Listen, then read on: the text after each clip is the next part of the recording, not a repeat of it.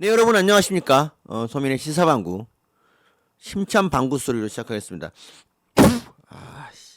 방구가 잘 안 나와요. 이 형제가 나 형세가 너무 어려우니까.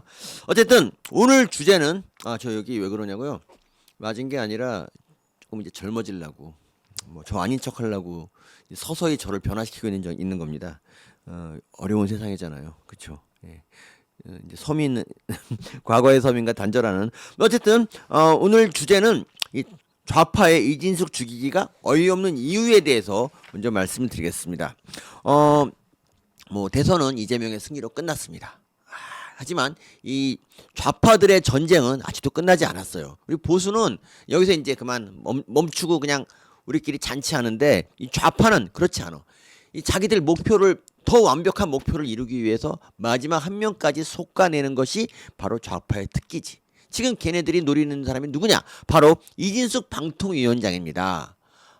이진숙 방통위원장 얼마 전 이재명 앞에서도 특검은 정치 보복이다라고 외쳤던 그런 결기 있는 분인데요. 지금 좌파들이 왜 이분을 노리느냐? 목표가 방송 장악이에요. 근데 방송 장악을 하려면 다음 두 가지를 해야 돼요. 첫째, KBS랑 MBC를 얘네 공영방송이죠. 명색이 장악해야 돼. 그리고 방송 정책을 총괄하는 방통위원장에 자기네 사람은 앉혀야 되는 거야. 첫 번째 조건은 뭐 진작에 뭐 충족됐지. 뭐 공영방송이라고 하는 KBS, MBC 얘네들의 거의 90% 정도가 이 민노총 소속의 언론 노조 소속이에요. 특히 MBC는 뭐 선거 때마다 민주당보다 더 열심히 선거 운동을 하는 정말 좌파의 거의 정치 집단이에요. 정치 집단. 뭐 KBS는 이제 윤통 시절에 이제 그 사장을 이제 보수가 좀 뺏어오기도 했었는데 뺏어온 사람이 누구냐면 박민 같이 이렇게 노조랑 타협하고 눈치 보고 자기 연임에 관심 있는 그런 사람이었기 때문에 아무런 뭐 우리 사람 꽂아놓은 거 아무도 없잖아. 그래서 망했어. 게다가 지금 방송 3법을 지금 이제 방송 3법 개정안을 이제 좌파가 이제 민주당이 제출했거든요. 이게 통과된다면은 이게 어떤 법이냐면 이게 앞으로 KBS, MBC 사장은 영원히 좌파에서 나오도록 그런 법이야. 대한민국이 문 닫을 때까지 그냥 영원히 KBS, MBC가 좌파 것이 되는 거야. 그래서 뭐 과거에 뭐 지난번에도 지난 정권 때도 이제 민주당이 두 번이나 이런 법을 이제 발의를 했는데 윤통이 거부했지. 윤통이 그 29번 거부권 행사한 것 중에서 두 번이 이거예요. 정말 훌륭한 일을 한 거죠. 근데 지금은 대통령이 이재명이야. 이제 이 법안 통과되는 거는 시간 문제인 거예요. 자, 그래서 이건 이제 달성했으니까 남은 하나가 이진숙 방통위원장을 이제 내쫓고 자기가 그 자리를 차지하는 거지. 근데 위원장님 목표 그 임기가 언제냐? 이분이 2024년 7월 31일에 이제 임명이 됐고 그리고 3년 임기니까 아직도 임기가 2년 1개월이나 남아 있어요. 이진숙 죽이기 이게 이제 좌파의 목표가 되는 건 뭐 당연한 거죠. 근데 그렇다고 해서 지난 11개월 동안 이진숙 죽이기를 안 했던 것도 아니에요. 그 인사청문회 때 기억나십니까? 온갖 마타도가 이제 동원됐고 총리도 아닌 방통위원장에게 3일간의 청문회를 한 것도 이례적인 일인데 취임 이틀 만에 탄핵안 통과시켰죠. 이게 말이 됩니까 이게? 이뿐이 아닙니다. 이 탄핵 기간에도 걸핏하면 불러내서 가진 모욕을 줬고 이제 결국 이제 6개월간 탄핵당에 있다가 돌아온 다음에도 너 이래도 그만 안 둘래? 뭐 이런 이제 괴롭히기를 선보이고 있어요. 그 과방위가 그 당시 얼마나 이제 그 방통위를 괴롭혔냐면 한민수가 그 이제 민주당의 한민수라고 있어요. 좀 이상한 사람인데 방송에서 이제 한 말을 보세요. 우리 상임위는요 한 번 열리면 거의 뭐 12시 넘어야 끝나고 어제는 그래도 12시 직전에 끝났는데요. 그 전날은 저희도 새벽 1시 반 2시까지 갔습니다. 이게 자랑이냐? 이게 52시간 주장하는 놈들이 할 짓이냐 이게?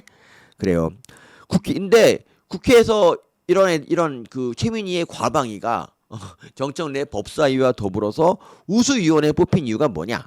한 인간에 대한 괴롭힘을 거의 극한의 경지로 몰아붙였다. 이래서 이제 상을 받은 거예요. 근데 웬만한 사람 같으면 다 그만뒀겠지만 이진숙 이분은 만만한 분이 아닙니다. 지난 1년 동안 과방위의 이 파상 공세를 꿋꿋이 버텼고요. 지금 정권이 바뀐 뒤에도 계속 버티겠다는 의지를 보이고 있어요. 그래서 언론이 막 좌파 언론이 초조하니까 막 이제 기사를 쓰는 거야. 사퇴 뜻 없는 이진숙 국무회의 꼬박꼬박 참석 불편한 동거 언제까지?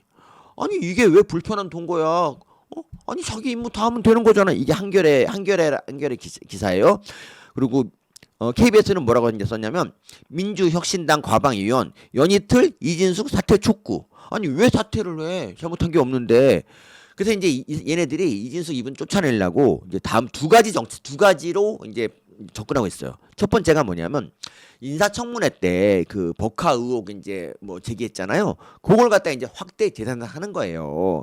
사실 이진숙 이분이 이제 대전 MBC 사장으로 2015년부터 18년 동안 재직하는 동안 법인카드를 규정외로 썼다는 건데, 그래서 요새 그 경찰이 뭐 법인카드 사용된 것을 중심으로 열심히 압수수색을 하고 있어요. 그런데 MBC는 말이죠, EBS나 뭐 이재명 그 뭐냐 경기도 그것처럼 이게 그러니까 말이 공영방송이지 얘네들은 민간 상업방송이에요. 그러니까 얘네들은 주식회사예요, 주식회사. 그리고 광고 수익으로 운영되는 곳이에요.